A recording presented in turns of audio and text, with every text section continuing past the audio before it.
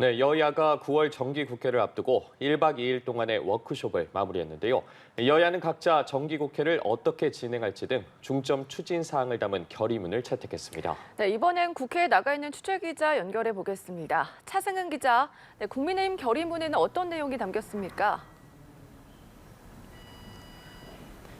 네, 국회입니다. 국민의힘은 상임위별, 시도별 토의 결과에 대한 자유토론을 마치고 오전 11시쯤 결의문을 채택했는데요. 결의문은 야당에 대한 비판으로 시작됐습니다. 야당이 다수당 지위를 이용해 악법을 밀어붙이고 후쿠시마 원전 오염수 등에 대해 국민을 선동하고 있다고 지적한 겁니다. 그러면서 대한민국의 정상화를 추진하겠다면서 세 가지를 결의했는데요. 어제 김기현 대표가 개회사에서 강조한 것처럼 윤석열 정부를 뒷받침해 연금, 노동, 교육, 3대 개혁과 국정과제를 추진하기로 했습니다.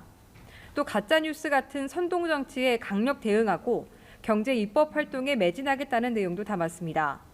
연찬회를 마무리한 국민의힘 의원들은 인천 연안부두 횟집에서 점심 식사를 하면서 수산물 소비 촉진 캠페인을 벌이기도 했습니다.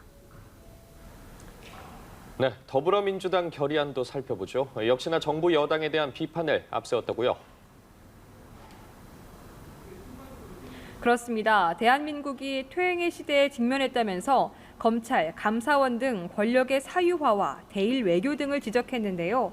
퇴행의 시대를 끝내기 위한 민주당의 과제도 제시했습니다. 먼저 고 최상병 수사외압 의혹과 양평 고속도로 게이트, 잼버리 파행 사태 등 진상을 반드시 규명하겠다면서 1특검 4국조의 의지를 드러냈는데요.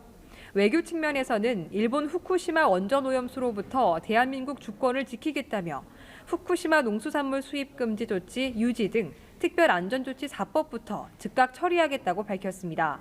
이 과정에서 정부 여당의 반대는 상관하지 않겠다며 강행할 뜻을 표했습니다.